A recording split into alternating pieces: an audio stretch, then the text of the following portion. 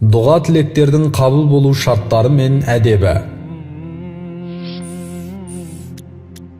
Әуелі дәретті болған абзал.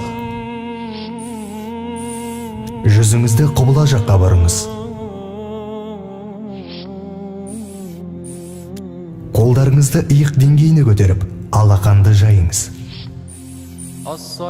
Дұғаны әуелі Аллаға мадақ айтып бастау керек. Дұғаның басында және аяғында пайғамбарға салауат айтыңыз.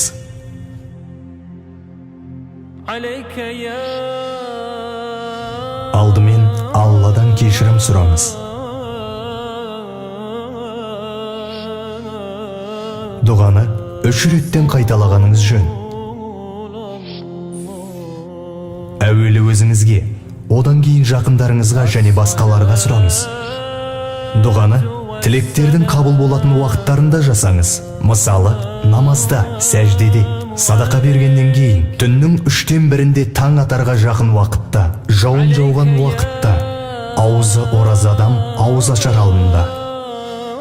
Дұғаның ішінде күнәлі сөздер, әрі жаман мағынаны қамтитын сөздердің болмауы шарт. Мүмкін болса, Құранда және хадистерде келген дұғаларды жасаңыз.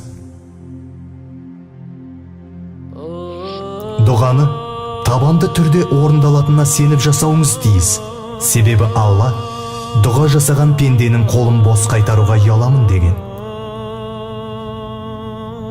Дұғаны Алланың есімдерін ортаға қою арқылы жасаңыз.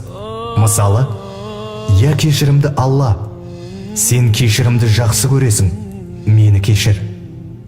Я Раззақ, менің ырзығымды арттыр. Немесе, аса мейірімді, мені жарылқа. Алла дұға тілектеріңізді қабыл етсін. عليك يا